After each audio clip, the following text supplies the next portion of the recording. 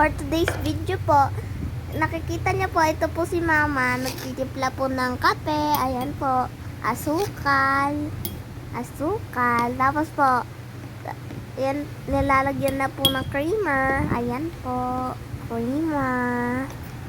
Habang po nagtitimpla po si Mama, meron po siyang mainit na tubig. Ayan po, nilagay na niya ang mainit na tubig. Ngayon lang po, siya ganito po kung paano po siya magtimpla.